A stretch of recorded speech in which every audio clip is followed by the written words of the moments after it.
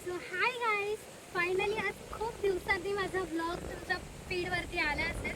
तर कॉलेज आणि बरेचसे स्वतःचे कामं असल्या कारणाने मी व्हिडिओज टाकू शकली नाही आहे. बट आता मी जास्तीत जास्त प्रयत्न करेन आणि व्हिडिओज टाकेन.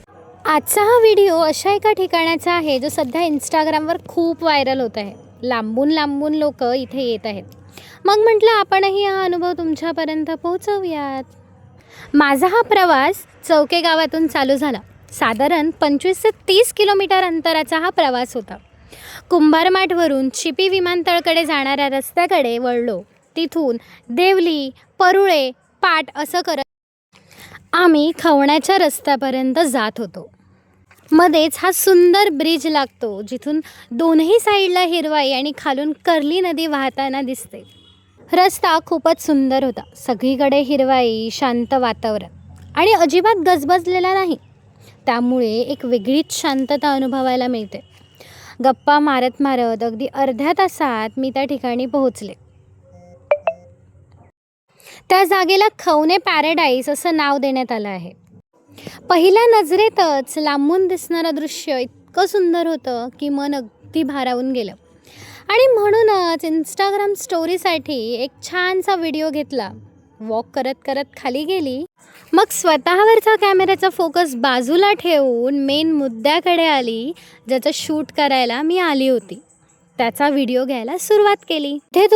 इथे तुम्हाला खूप लोक कायाकिंग करताना दिसतील. मी खवणे कायक्स यांच्याकडे कायाकिंगसाठी गेले होते.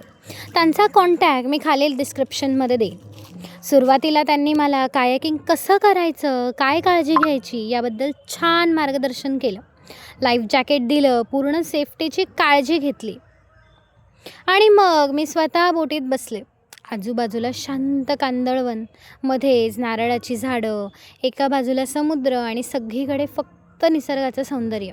स्वतः पॅडल करत करत त्या शांत पाण्यातून पुढे जाणं हा अनुभव माझ्यासाठी अगदी नवीन होता.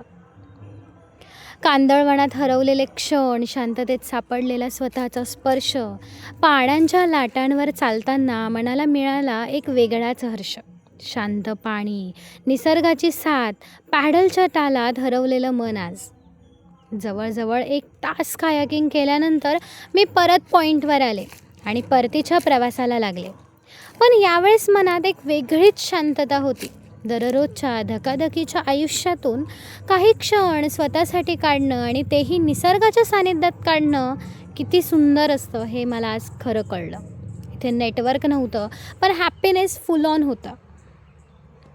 माझ्याकडून फुल ऑन रेटिंग आहे ही प्लेस. खरंच खूप भारी आहे. एकदा तरी नक्कीच असा अनुभव घेतला पाहिजे. Must visit. व्हिडिओ आवडला असेल तर लाईक करा, तुमची मतं कमेंटमध्ये कळवा आणि मित्रमैत्रिणींना शेअर देखील करा बरं.